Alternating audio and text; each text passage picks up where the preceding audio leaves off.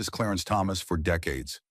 She revealed over $500,000 worth of undisclosed luxury trips and gifts accepted by Justice Clarence Thomas, shaking the foundations of trust in the Supreme Court itself. The U.S. Capitol froze, the media exploded, and with nothing but hard truth and a single flash drive, Jasmine ignited a movement. No one could stop. But will the truth be enough to tear down a system built to protect itself? Stay with us. This is a story worth every second of your time. The leak wasn't loud. It didn't come in a flash of cameras or the crack of a gavel. It slipped into Washington like a phantom, silent and invisible, landing in the inboxes of a handful of investigative reporters and congressional aides just before dawn. An anonymous dossier, no name, no warning. Only one subject line: the gifts that justice buried. Inside, page after page documented luxury vacations paid for by billionaires, private flights to remote islands, hidden property deals, all centered on one man, Justice Clarence Thomas. The details were obscene in their boldness: Caribbean villas, super yachts slicing across turquoise waters, priceless memorabilia handed over like party favors. No disclosure forms filed, no public records. Just power, bought and enjoyed behind closed doors. While the public was fed the myth of impartiality, somewhere in the marble veins of the city, a fault line had begun to crack open. The real injustice wasn't just the luxury, the fancy trips, or the private yachts. It was the arrogance behind it. The idea that one of the highest judges in America could enjoy those privileges while hiding behind the image of fairness and tradition. Every page of the report showed something worse than greed. It showed a system that had learned to cover up its decay with polite words and empty ceremonies. Regular Americans got fined if they skipped jury duty.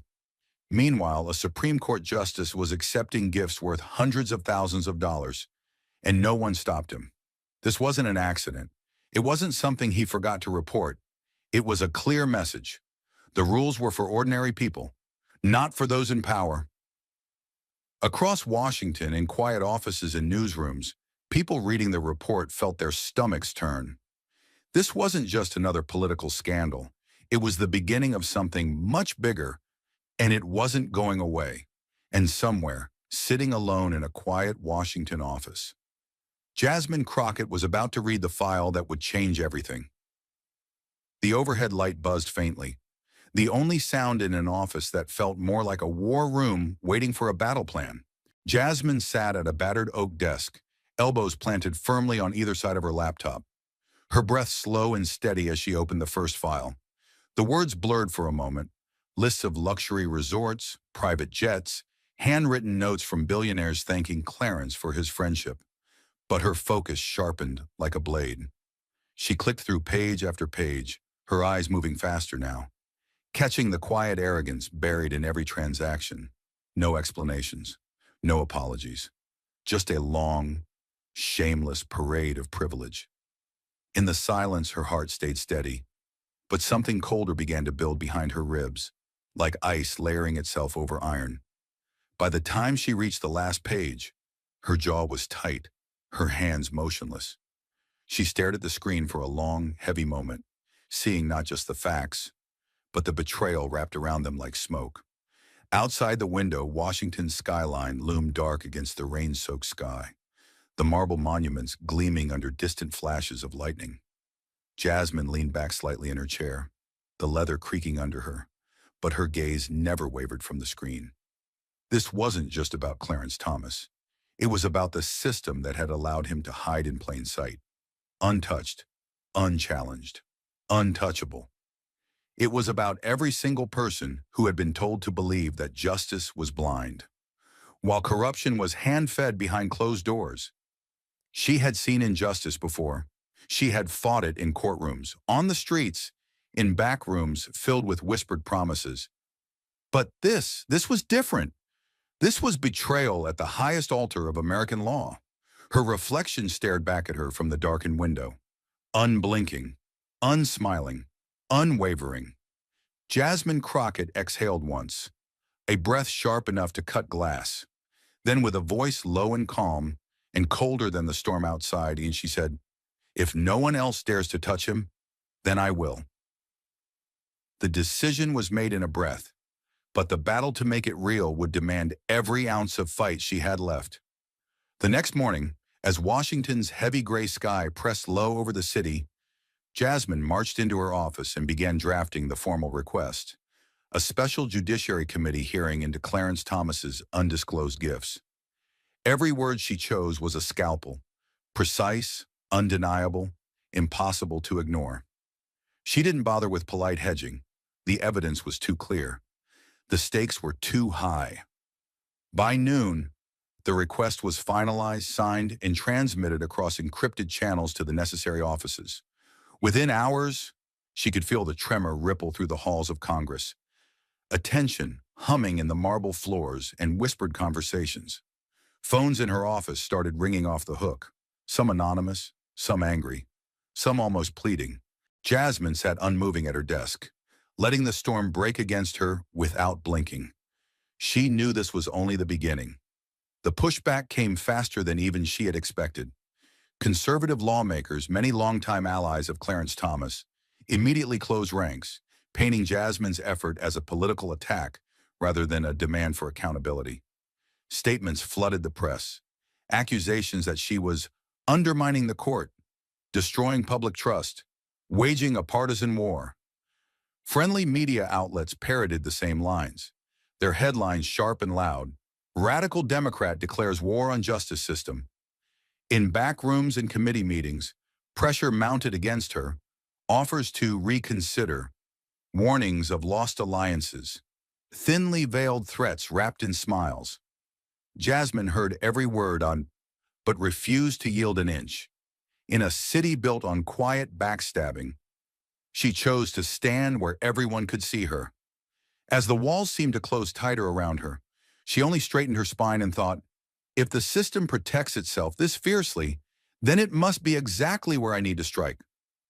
In the corner of a dim, wood-paneled conference room, away from the eyes and ears of the press, an older man leaned toward Jasmine. His suit was immaculate, his voice a low, almost paternal murmur, meant for her ears alone. "Jasmine," he said carefully, every syllable weighted with decades of Washington survival. "He's not just a judge. Clarence Thomas is a symbol, a fortress. 30 years of power and loyalty, tied to him like roots under this city. His words weren't cruel.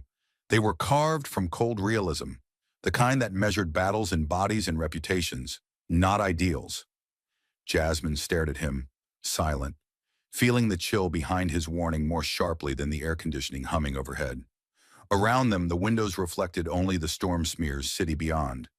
A reminder that Washington didn't forgive ambition aimed at its sacred cows. The lawyer's fingers tapped once against the table, a tiny signal of the stakes she was choosing to raise. "You don't take down a monument without the earth shaking," he added, voice barely louder than a breath. It wasn't a threat. It was a funeral prayer. Jasmine didn't flinch. She didn't blink. She let the weight of his words fall between them like a drawn sword, then stepped right over it. In her chest, there was no hesitation, only a rising fire, fed by every broken promise she had ever seen disguised as tradition. Slowly, she leaned forward, close enough that her reply didn't have to be loud to slice through the charged air. "That's exactly the problem," she said, her voice calm, hard, and final. And just as she stepped deeper into the storm, fate delivered something she hadn't expected, a crack from inside the fortress itself. The message landed in Jasmine's encrypted inbox just after midnight, the city outside her window drowning in rain and sirens. The subject line was simple, but jarring. "I need to talk. Urgent." For a moment, she froze, her hand hovering over the mouse, instincts flaring to life. Washington was full of traps disguised as opportunities, and anonymous tips could get you killed, politically or otherwise. But when she saw the sender's name, her chest tightened. He wasn't a stranger. He had been part of Clarence Thomas's inner circle, one of those silent faces that hovered behind power without ever stepping into the light. A loyalist, or at least he had been. Now he was reaching out to her. And the weight of what that meant pressed down hard. Jasmine stared at the screen for a long moment, before typing just two words: where and when. The meeting spot he chose was no accident: an underground parking garage near Union Station. A place too dark and empty at that hour for anyone to pretend it was normal. The concrete walls sweated with damp, and the fluorescent lights above buzzed and flickered like dying insects. Jasmine arrived alone, wearing a plain black coat. No staff, no security. She spotted him immediately, a hunched figure in a hoodie, clutching a thick manila folder, like it might fly away if he loosened his grip. He didn't move toward her, didn't wave. He simply stood there, vibrating with nerves. Jasmine approached slowly, giving him space, knowing better than to rush a man on the verge of betrayal. When she stopped a few feet away, he lifted the folder with a shaky hand and pushed it toward her without a word. His voice, when it finally came, was cracked and hoarse. "I can't live with it anymore," he whispered, eyes darting over his shoulder like he expected the shadows to swallow him. Jasmine didn't speak. She just took the folder, feeling its surprising weight, and opened it under the sickly yellow light. The first page hit like a hammer. Private flight manifests showing Clarence Thomas's name, listed alongside billionaires known for political donations. She flipped deeper. Invoices for luxury resort stays, dated and signed, rooms costing more in a night than most people earned in a year. Another page, a grainy photo. Thomas smiling aboard a gleaming yacht, champagne glass in hand. A billionaire's arm slung casually around his shoulder. Jasmine's stomach turned, not from shock, she had suspected, but from the sheer boldness laid out in black and white. This wasn't just sloppy ethics.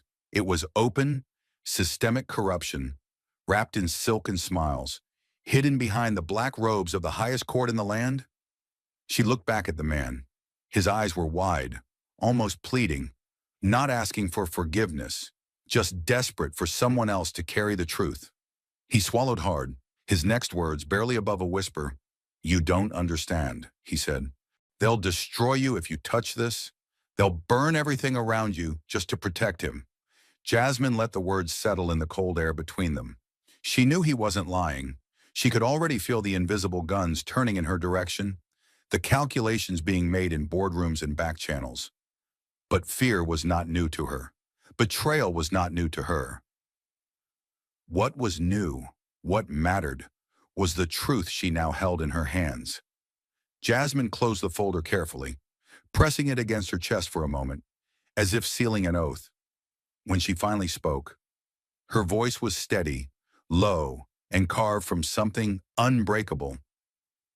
"Let them try." And with those three words, she stepped across a line she could never uncross. As Jasmine drove back through the rain-slicked streets of Washington, the folder resting on the seat beside her felt heavier than any weapon, and far more dangerous.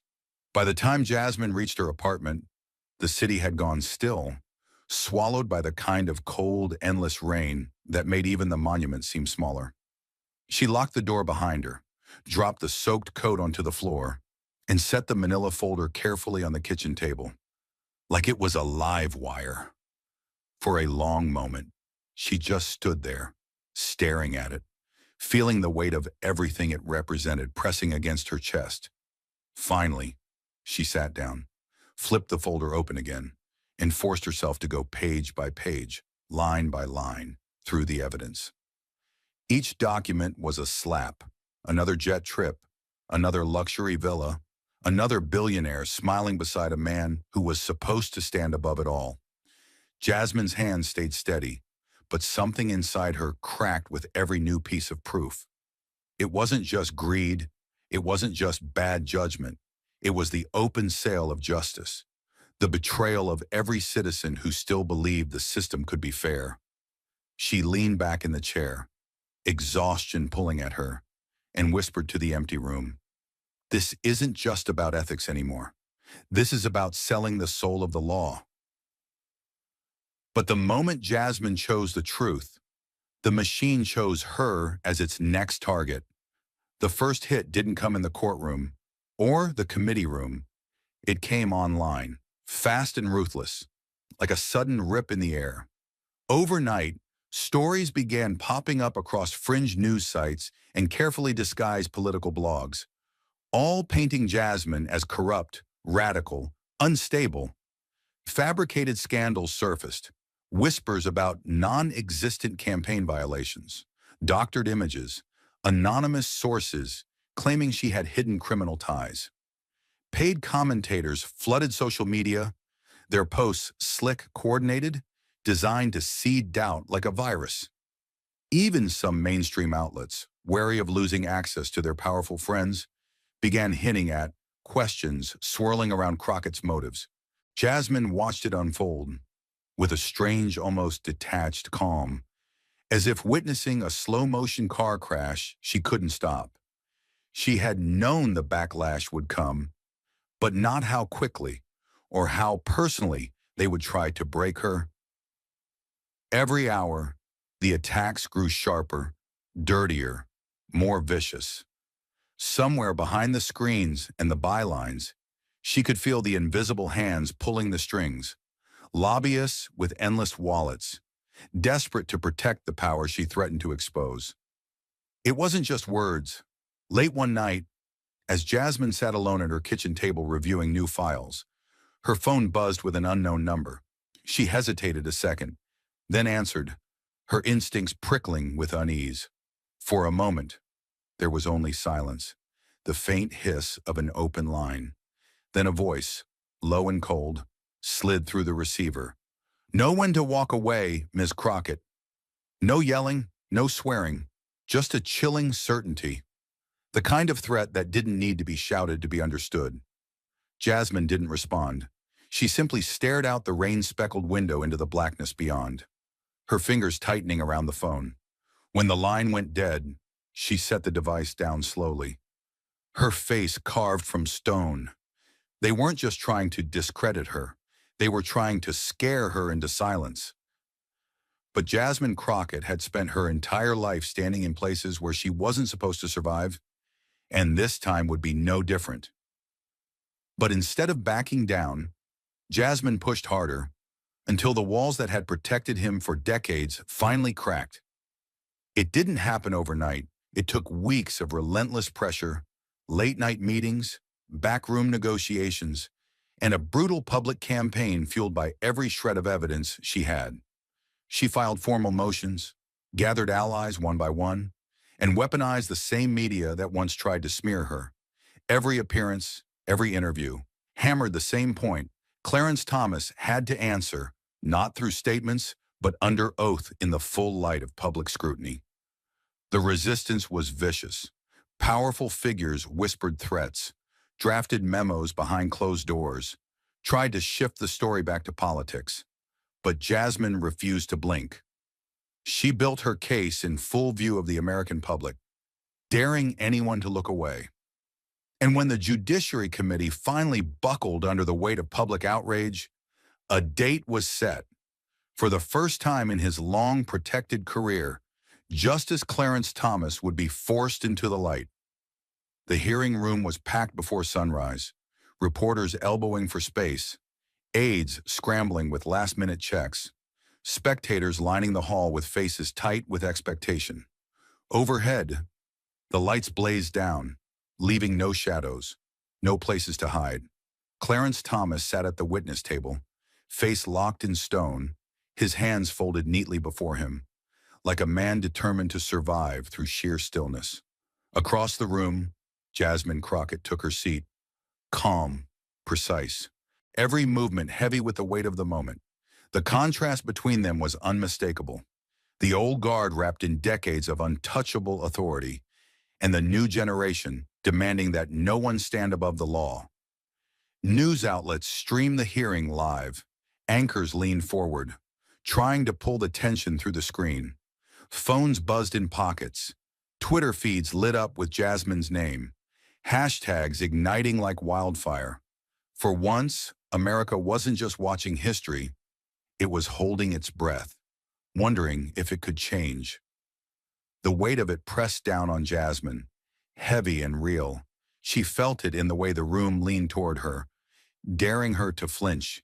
She wasn't just carrying her career. She carried every young woman told to sit down, every outsider warned that some doors were not theirs to open. Across the oak table, Clarence Thomas met her gaze, not with anger, but with cold endurance. He had survived worse storms, and believed he could survive this one too. Jasmine brushed her fingers lightly over the folder of evidence, grounding herself in the stubborn truth it contained. No matter how many cameras flashed, no matter how thick the silence grew, she would not be the first to look away. When the chairman gave her the floor, Jasmine rose slowly, her voice steady, sharp as a blade drawn at noon. "Justice Thomas," she said, each syllable landing like a drumbeat. "How much do you think justice costs, Prune?" The question hit the room like a detonation, freezing every breath, every blink, every subtle shift of weight. For a heartbeat, there was no sound at all, only the electric hum of disbelief vibrating in the walls. Jasmine didn't move, didn't blink, didn't soften the weight of what she had asked. She simply stood there, letting the question hang heavy between them, daring him and the country to answer it. Clarence Thomas shifted slightly in his chair, the movement so small that most people might have missed it. But Jasmine caught it instantly. His fingers tapped once against the polished wood, a subtle tell, a crack in the armor of control he had worn for decades. He leaned toward the microphone, adjusting it unnecessarily, buying himself seconds to think.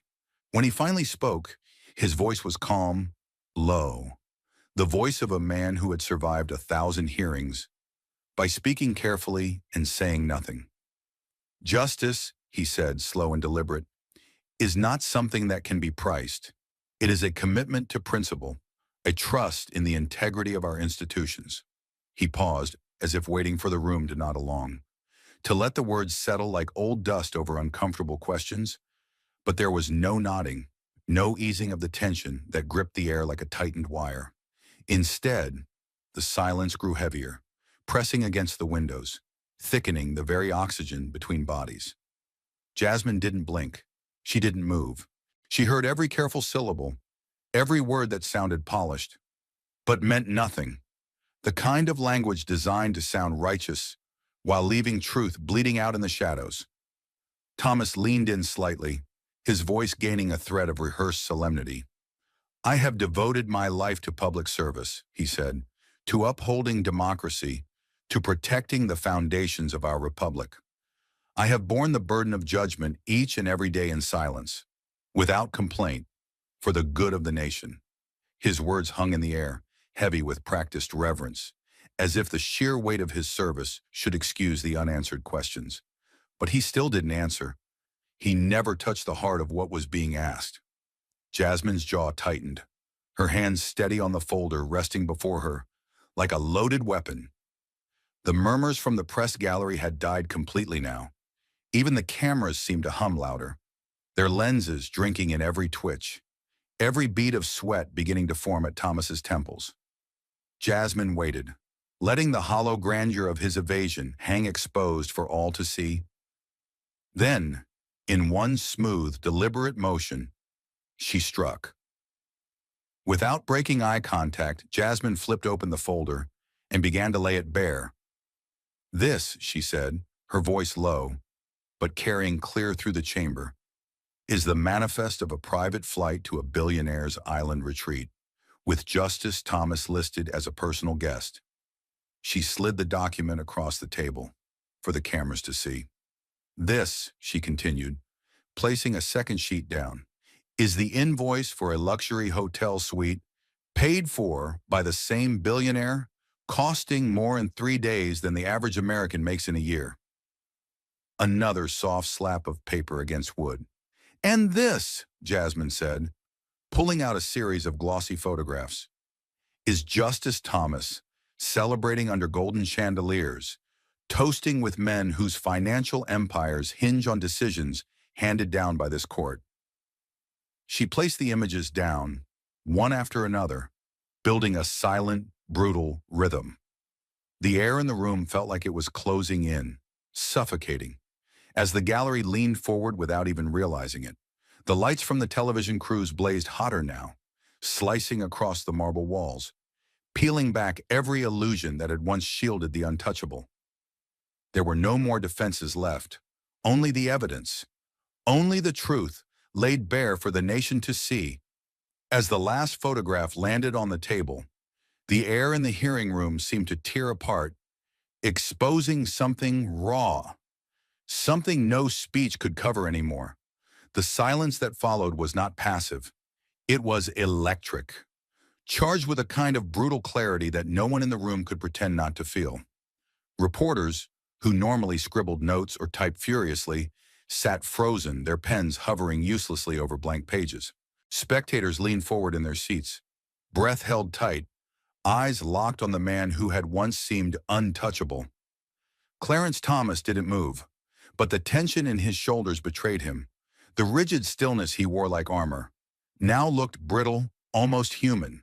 The lights from the television cameras bore down without mercy, white-hot and blinding, slicing through the room like blades, stripping away every carefully constructed layer of dignity and deflection. Each camera lens felt like an accusation, each flash, a silent scream demanding the truth. For the first time in decades, the shield that had protected him, the robe, the reputation, the reverence, felt paper-thin under the weight of undeniable evidence. Jasmine stood steady behind her table, her hands resting lightly on the scattered documents, saying nothing, needing nothing more. The room didn't need more words. It needed only to witness the slow, public collapse of a mask that had been worn for too long. But power never surrenders quietly, and as Jasmine stood in the wreckage of Thomas's defense, the machine began to strike back. The backlash hit like a second wave, timed and calculated, unleashed with surgical precision to wound and discredit before the truth could fully take root.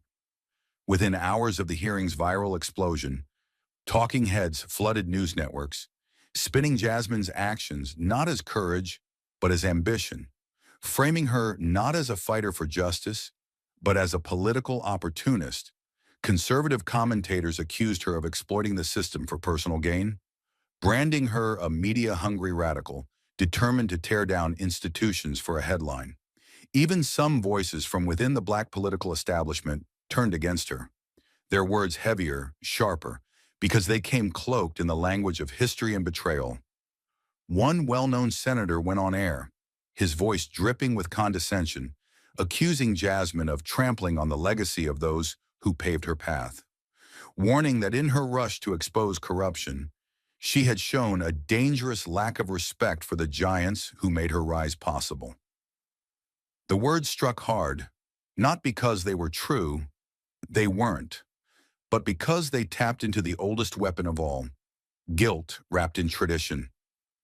Jasmine watched the attacks spread like fire across cable news, social media, whispered in corridors lined with marble, spreading a familiar, poisonous narrative. They weren't defending Thomas's actions. They were defending the idea that some people, once canonized, could never be questioned again. The cameras returned to Jasmine the next morning, their questions sharper, less about evidence, more about loyalty, more about betrayal, more about whether she understood what it meant to attack a figure like Clarence Thomas. In every phrasing, every loaded question, the real accusation lurked. "How dare you?" Jasmine stood before the press corps, her posture unshaken, her voice controlled, but burning with a cold fire that no amount of political theater could extinguish. She didn't blink. She didn't apologize. She didn't bow to the pressure that had crushed so many before her. "Legacy matters," she said, calmly into the rows of microphones, her words slicing through the noise like a scalpel. "But no legacy, no matter how sacred, can stand above the truth."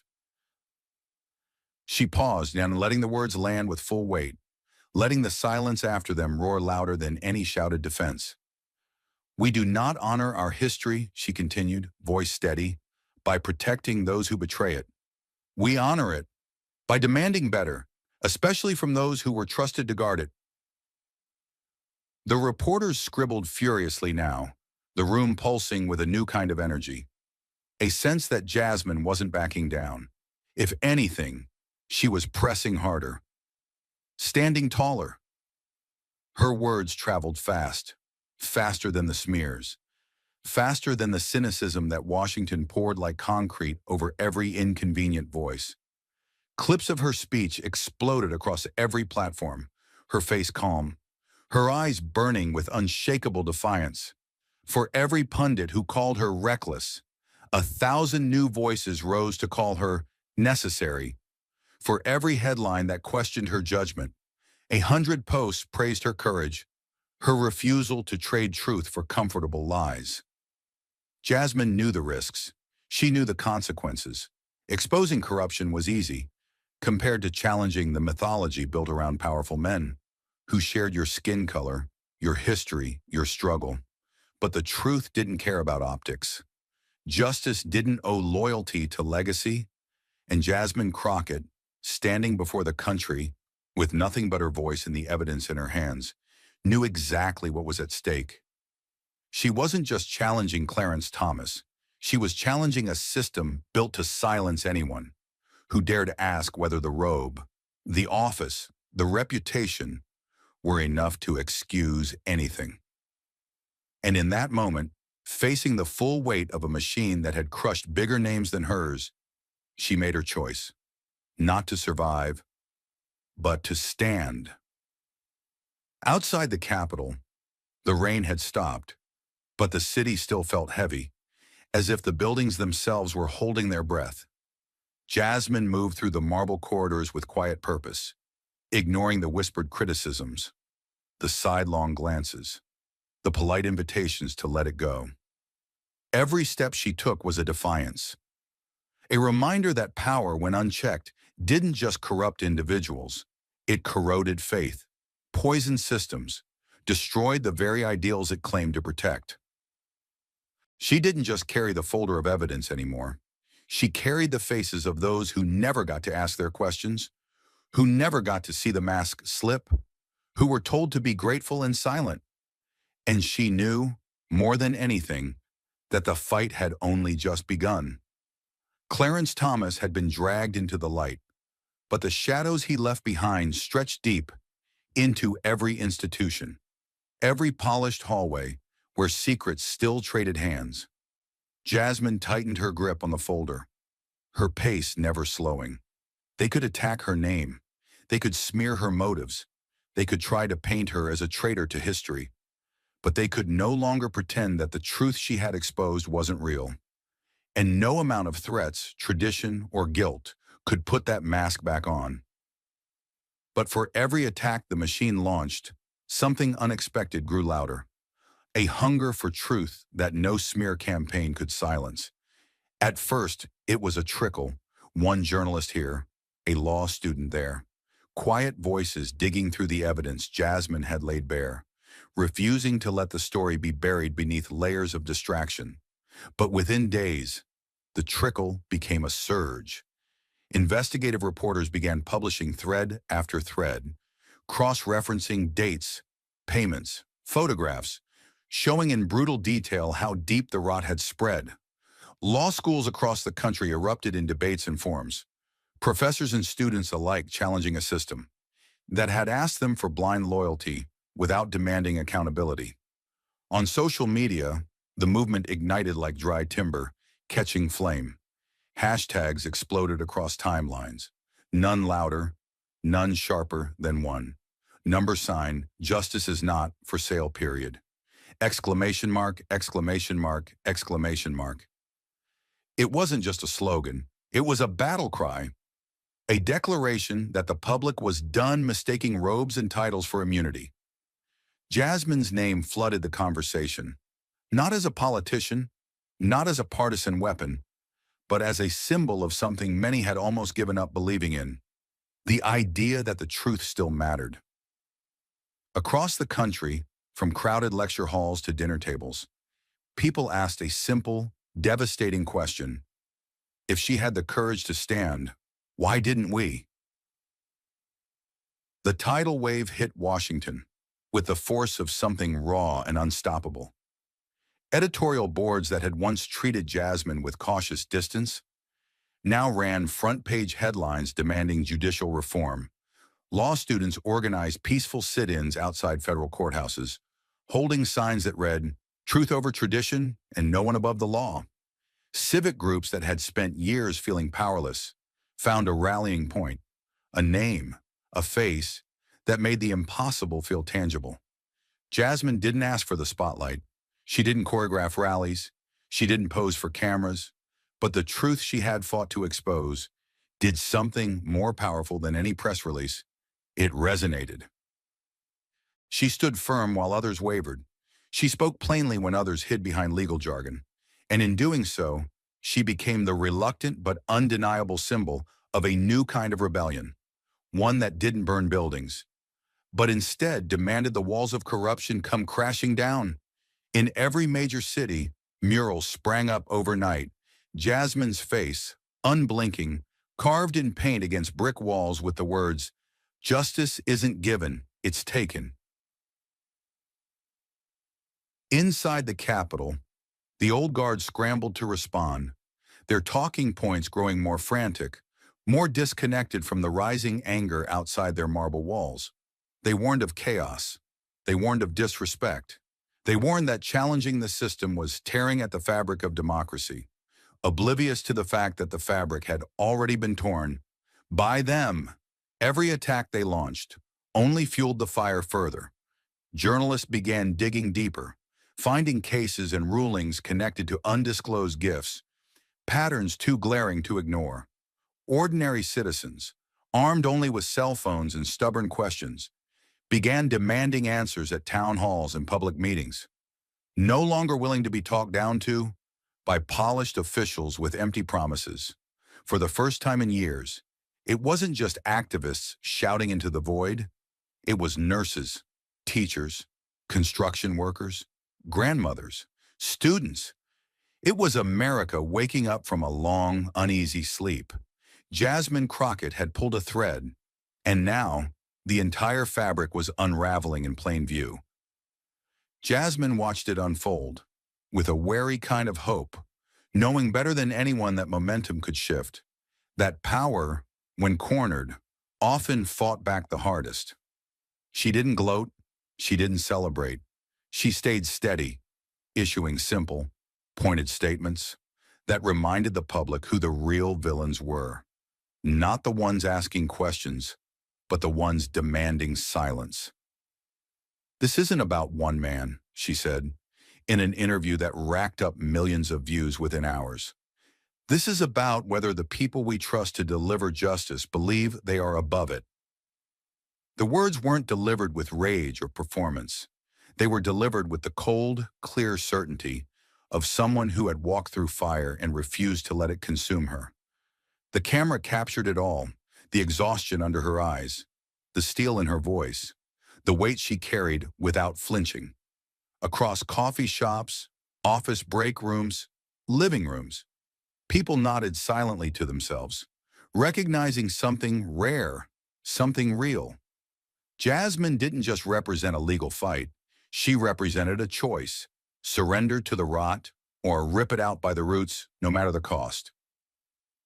The hashtag number, "Justice is not for sale," became more than just a trending topic.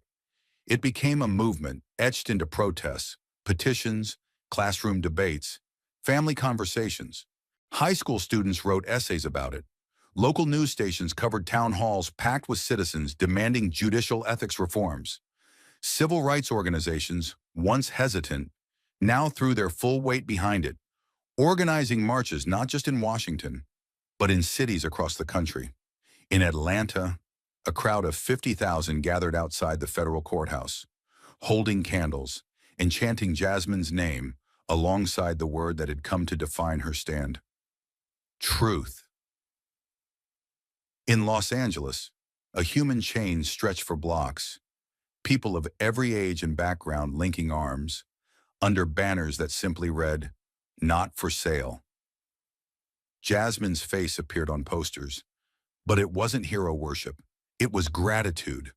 It was a signal to every entrenched power broker that a new generation wasn't coming politely to ask for change. They were coming to demand it.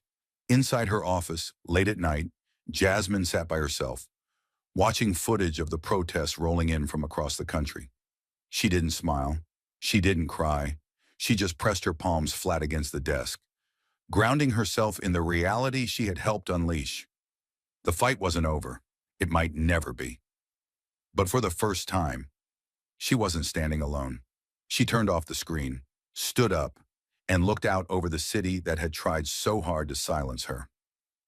In the distance, under the misty glow of streetlights, she could see small clusters of people still gathered, still chanting, still refusing to go home. A quiet, steady certainty settled in her chest. They had tried to buy justice, but Jasmine Crockett had made them remember some things, once awakened, could not be bought back. But even as crowds chanted her name and headlines called for change, Jasmine knew the old powers would not fall with a single blow. Clarence Thomas did not resign. He did not apologize. He did not flinch under the blinding lights or the endless headlines tearing apart the mythology that had once shielded him like armor. He sat through the storm, stubborn and silent, clinging to a position that no longer commanded the reverence it once had. But the damage was done, irreversible, undeniable, written in every headline, every angry editorial, every late-night show monologue that mocked his fall from grace. The legacy he had spent decades cultivating collapsed in real time, pixel by pixel, headline by headline, until even his staunchest defenders could no longer say his name without a shadow passing over their faces. Universities that once celebrated his rulings began quietly removing his portraits from walls. Invitations to speak dried up. Law reviews, once eager to publish his opinions, now dissected them like autopsies. He still sat on the bench, but in the court of public opinion, he was no longer a justice. He was a cautionary tale, a symbol of a system that had sold its soul one private jet trip at a time. In the marble corridors of Congress, the shift was faster than anyone could have predicted. What had been a whisper, a scattered few voices demanding judicial reform, roared into a movement too large to ignore. Bills began circulating within days. Proposals to impose ethics codes on the Supreme Court, to demand financial transparency, to establish independent oversight over a branch of government that for too long had operated behind a sacred curtain. Committees held emergency sessions. Hearings were scheduled with unusual speed. Lobbyists scrambled to adjust, their talking points cracking under the weight of a public that was no longer willing to accept vague promises and empty reassurances. Jasmine watched it unfold with cautious eyes, knowing how quickly Washington could pivot from righteous outrage to quiet sabotage once the cameras turned away. She listened as members of Congress, some who had once whispered about her recklessness, now quoted her lines on the floor of the House, demanding that no judge, no justice, no symbol be allowed to stand above the law. It was progress. It was movement. But it was not victory, not yet. Behind every new bill, Jasmine saw the fingerprints of an old machine trying desperately to reshape itself without truly changing. Some reforms were real, bold, sweeping, dangerous to the entrenched powers. Others were cosmetic, designed to pacify the angry crowds without touching the roots of the rot. Press conferences were held, pledges were made, but Jasmine knew better than to trust words written in moments of panic. She had walked too many halls, heard too many speeches, seen too many battles waged in the name of justice that ended in half measures and quiet retreats. Real change, she knew, didn't come because the system grew a conscience. It came because people like her refused to stop pushing when the headlines moved on. Clarence Thomas was the first wall to crack, but the fortress was still standing, its foundations built not just on the actions of one man, but on generations of silence, complicity, and power carefully hoarded behind black robes and golden gavels. Late at night, alone in her office, Jasmine spread out a fresh sheet of paper on her desk, ignoring the endless notifications flooding her phone. Messages of congratulations, requests for interviews, invitations to fundraisers. She didn't want applause. She didn't need recognition. She needed a plan. One fight was over, But the war had only just begun, and the enemy was bigger than any single name or headline. It was woven into the rules that allowed justices to accept gifts without disclosure, into the traditions that wrapped corruption in ceremony, into the fear that kept good people silent when they should have screamed. Jasmine wrote the first words at the top of the page in bold, unflinching letters. Accountability is not optional. Below that, she began sketching strategies, not just for ethics reforms, but for reshaping the very culture that had allowed the betrayal to flourish. She wasn't naive. She knew the cost. She knew they would come after her harder now, smarter, quieter, with weapons sharpened by experience. But knowing the danger only made her more certain that she could not stop. She wouldn't stop. Across the country, the fires Jasmine had helped ignite continued to burn, not with violence, but with a fierce, relentless hunger for change. Citizens demanded oversight at every level, from local courtrooms to the federal bench. Students who had once dreamed of clerking for Supreme Court justices now dreamed of rewriting the rules that protected them. Town halls swelled with angry, determined voices asking why judges lived above the standards demanded of every other public servant. It wasn't perfect. It wasn't easy. There were setbacks, betrayals, moments when it seemed the old powers might yet outlast the storm. But Jasmine could feel something shifting beneath the marble and gold. A slow, grinding movement, like tectonic plates sliding into a new, uncertain alignment. It wasn't victory yet, but it was the first time in a long time that victory felt possible. Standing at the steps of the Capitol one evening, as the sun bled into a darkening sky, and protesters gathered with candles and hand-painted signs, Jasmine let herself breathe for a moment. She thought of the young law student who had first dreamed of fairness inside courtrooms carved from stone. She thought of the countless faces who would never sit behind a bench or stand before a microphone, but whose hopes and fears had been stitched invisibly into every word she spoke. She thought of Clarence Thomas, still seated high above, diminished but defiant, a living reminder that tearing down one pillar did not bring down a temple. And she thought of the system, wounded, exposed, but still dangerous, waiting for her to tire, to falter, to give up. Jasmine Crockett stared out over the flickering lights of the gathering crowd, the chants rising again into the cooling air. She squared her shoulders, felt the weight of the moment settle onto her like armor, and made a silent vow. This was only the beginning. The first sign came quietly. A canceled meeting here, a delayed vote there. Allies who had once answered Jasmine's calls within minutes now took hours, then days. Invitations to roundtables and speaking events, once flooding her inbox, slowed to a trickle. No headlines announced it. No reporters asked about it. But Jasmine felt it as surely as a blade pressed against her back. Washington was closing ranks again, the old instincts of survival stirring deep inside the walls. Power, she realized, didn't always fight with fists. Sometimes it fought by pretending you didn't exist. At first, she told herself it was exhaustion, the natural fallout from a battle so public, so bruising. But as the days turned into weeks, the patterns sharpened into weapons. Staffers she trusted were pulled into closed-door meetings they couldn't talk about. Anonymous leaks appeared in fringe blogs accusing Jasmine of grandstanding, of compromising national stability by attacking the integrity of the judiciary. Old acquaintances crossed the street rather than meet her eye. In committee hearings, she felt it, the subtle, chilling shift in the air. Jasmine Crockett wasn't just the woman who exposed corruption anymore. She was a threat to the entire architecture of unspoken understandings that kept Washington spinning safely in its orbit. And the system was mobilizing to erase her. It didn't happen with dramatic betrayals. It happened with silence, with exclusion, with 1,000 small cuts no camera could capture. Fundraising allies quietly pulled support. Lawmakers who had once praised her behind closed doors now regretted the divisiveness she had stirred. Editorials began whispering a new narrative, that while Jasmine had raised important issues, perhaps she had gone too far, damaged too much. The story wasn't about Clarence Thomas anymore. It was about Jasmine Crockett, painted as reckless, ungrateful, dangerous to the sacred balance of power. Inside her office, Jasmine sat late at night with the lights off, staring out the window at the endless flicker of taillights curving through the darkened city. She had known this would come. She had known from the first moment she laid that evidence on the table. But knowing didn't make it less brutal. It didn't make the slow strangling of momentum less suffocating. She pressed her hands against the armrests of her chair, breathing slow and deep, feeling the weight settle over her like a second skin. This wasn't the kind of war you could fight with speeches or hashtags.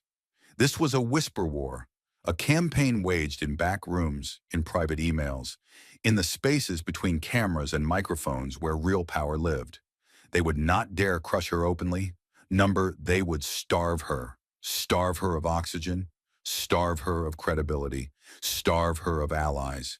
And when she finally collapsed, they would point to her body and say, "See, the system works.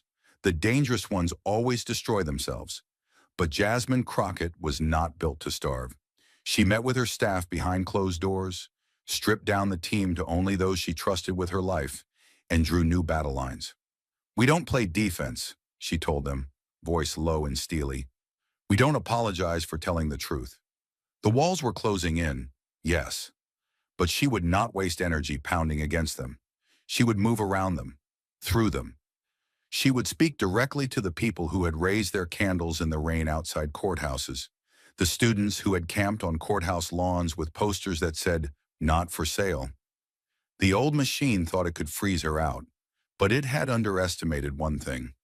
It wasn't Washington that had given Jasmine Crockett her power. It was the people outside it. Still, the days grew harder. Threats came by email now, polite but unmistakable. Anonymous sources hinted at investigations into Jasmine's finances. Leaks suggested her divisive tone might cost her committee assignments. Rumors circulated that the White House wasn't happy with the disruption she had caused. Journalists who had once called her brave now called her embattled, their voices laced with the thin, sour smell of fear. Jasmine read every line. She answered none of them, because deep down beneath the fear and exhaustion, beneath the loneliness that clawed at her ribs in the dead hours between meetings, she understood something that made her dangerous. Silence was not neutrality. Silence was complicity. Every back turned against her wasn't just an act of political survival. It was a confession. It was proof that the fortress was rotting from within. One night, as another story broke painting her as a radical threat to judicial independence, Jasmine sat at her kitchen table, her hands wrapped around a chipped coffee mug, and stared at the headlines without blinking. She didn't rage. She didn't cry. She let the attacks roll over her like water over stone, and then she picked up her pen and wrote 2 sentences on a notepad. They can survive exposure. They can't survive momentum. She would not waste another minute fighting to defend herself against their whispers. She would build something louder, something they couldn't drown out. Outside the window, the city pulsed in the dark, 1,000 unseen wars being fought behind 1,000 closed doors. Jasmine Crockett sat still in the eye of the storm, sharpening her resolve into something harder than anger, more durable than outrage. She was no longer fighting for herself. She was fighting to make sure that when the next Clarence Thomas rose, when the next injustice festered behind closed doors, when the next machine tried to silence the truth, there would be an army ready to tear it down from the roots. And this time, it wouldn't be a whisper war. It would be a reckoning. For a while, Jasmine moved through Washington like a ghost, visible but untouched, the corridors parting for her presence, but no longer welcoming her. Meetings ended early when she entered. Hallway conversations lowered to whispers. The system wasn't trying to defeat her anymore. It was trying to pretend she had never mattered at all. Most nights she sat alone in her office, the city humming beyond the glass, the war she had started still smoldering in the distance. She had refused to fall, and so they had chosen the next best thing, isolation. It would have worked if not for the message slipped under her door. No official letterhead, no signature, just a folded scrap of heavy paper, creased with hurried hands, bearing 8 handwritten words.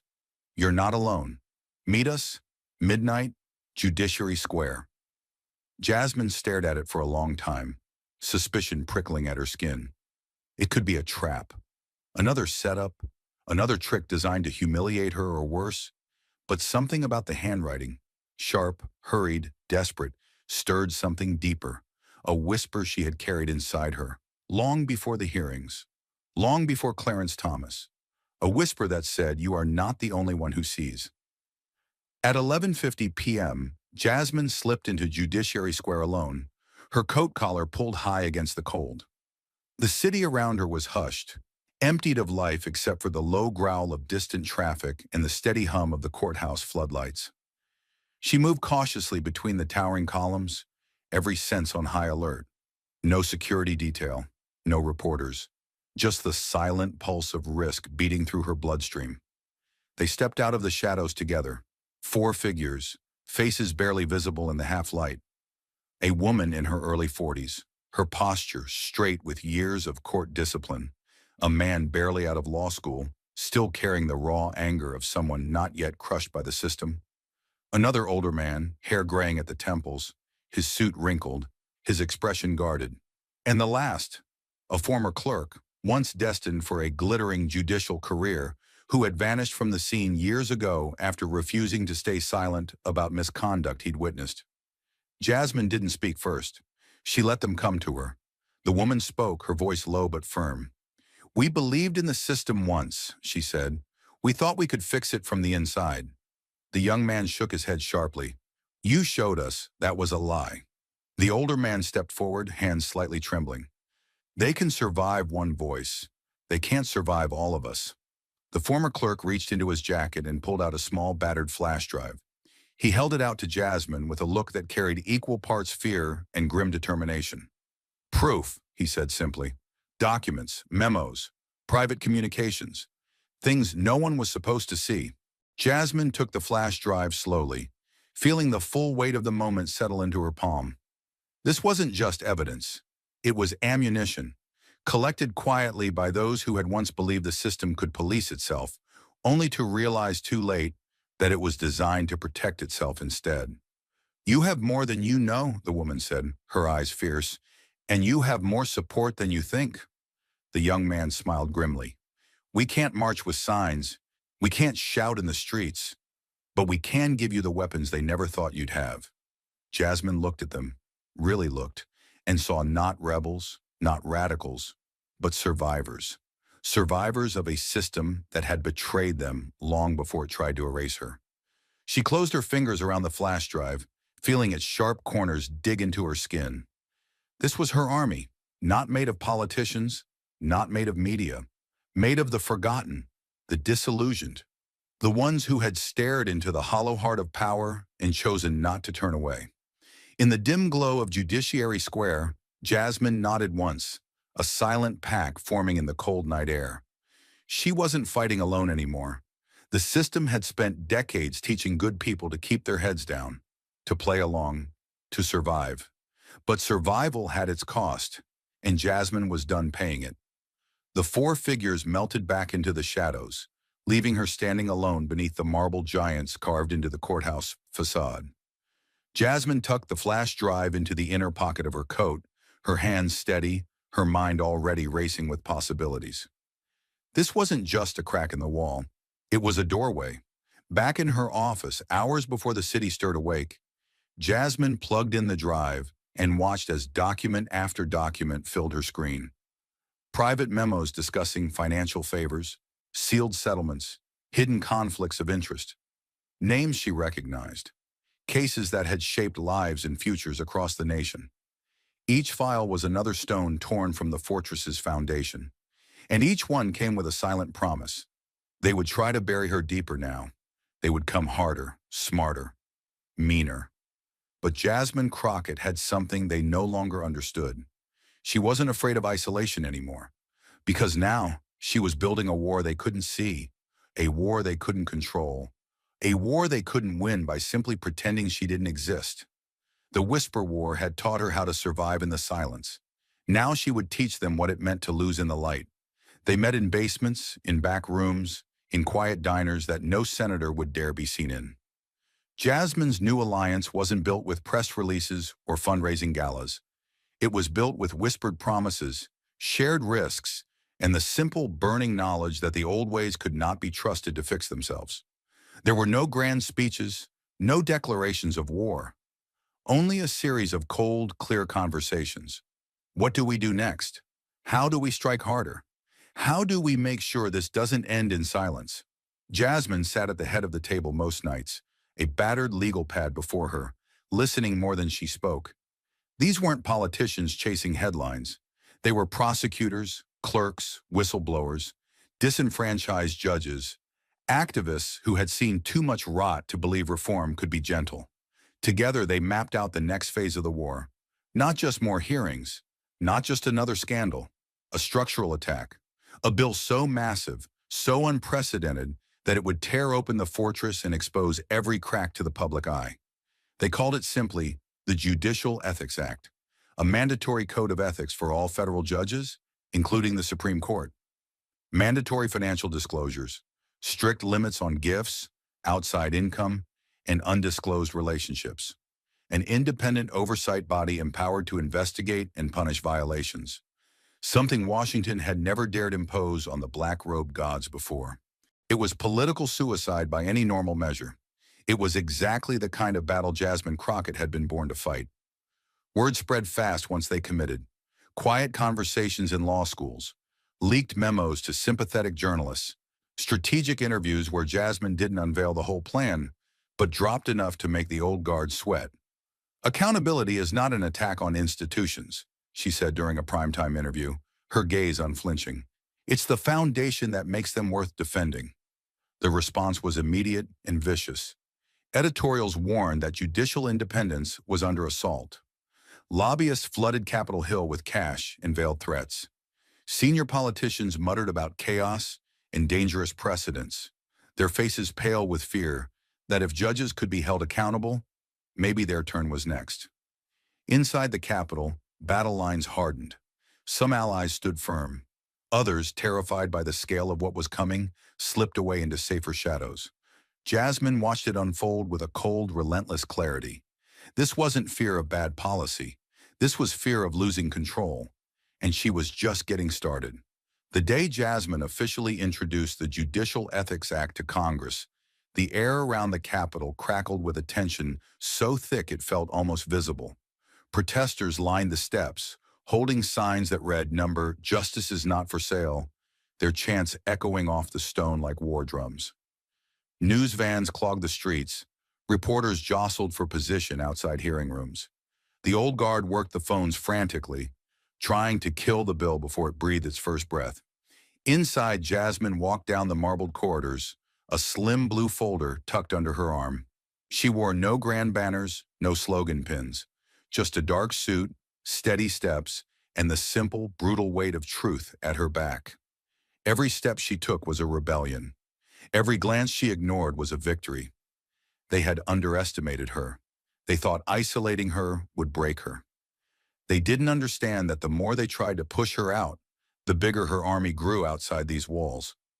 When she entered the hearing room, the cameras turned as one, their lenses capturing the exact moment the old Washington realized it had made a mistake too big to bury. Jasmine Crockett wasn't just surviving, she was leading. She wasn't just making noise. She was changing the rules of the game. She stood before the microphone, her voice steady, every syllable landing like a drumbeat. "For too long," she said, "we have accepted the idea that robes and titles make people untouchable, that defending an institution means shielding it from accountability. No more. If a judge cannot survive transparency, they do not deserve the robe they wear." She paused, letting the silence deepen, pulling the room tighter around her. This bill is not about vengeance. It is about integrity. It is about restoring the faith millions of Americans have lost. Not because they hate the system, but because they loved it enough to expect better. The applause that broke out wasn't polite. It was fierce, raw, desperate for change. Across the country, news networks cut into regular programming. Twitter exploded with hashtags Judicial Ethics Now, Crockett leading, not above the law. Op-eds that had once cautiously doubted Jasmine now hailed her as the conscience Congress didn't know it needed. Polls showed unprecedented public support for judicial reform, crossing party lines in a way almost nothing had in decades. But Jasmine wasn't fooled. The storm hadn't broken yet. Behind closed doors, the real war raged on. Lobbyists wrote checks faster than they had in years, flooding campaigns with dark money to kill the bill before it reached a vote. Anonymous attack ads cropped up online, painting Jasmine as a radical anarchist, a threat to national security. Lawmakers whispered about procedural tricks to bury the bill in endless committee reviews, to water it down into something harmless. She expected all of it. She had planned for it. The alliance she had built, the clerks, the judges, the quiet defectors inside the system, moved with her now. Leaks sprang up exposing the backroom deals trying to sabotage the bill. Whistleblowers dropped documents proving that certain senators were being paid to block reform. Public outrage flared hotter, more focused, more disciplined. This wasn't a wildfire anymore. It was a precision strike. Each lie they told, each maneuver they made, Jasmine countered with cold, methodical truth. Each time they tried to drown her, she rose louder. Each time they tried to erase her, she became a banner others could rally behind. The night before the final Judiciary Committee vote on the bill, Jasmine stood alone again, overlooking the Capitol dome bathed in floodlights. The city that had once tried to swallow her whole now held its breath, waiting to see if one woman, in the truth she refused to surrender, could finally crack the foundations of power. She didn't know if she would win. She didn't know if she would survive the next wave of attacks that would surely come. But she knew one thing with absolute clarity. Burning at the center of her being, she would not kneel. She would not bargain, and she would not stop. Tomorrow the battle would rage in public. Tonight, in the quiet before the storm, Jasmine Crockett made her final vow. No matter the cost, the walls would come down. Thank you for watching until this moment and for standing with us on this journey for justice. Your support means everything. Like, subscribe, and turn on notifications so you never miss what's next. And we'd love to hear your thoughts. Leave a comment below and let us know what moved you most in this story. Together, our voices make a difference.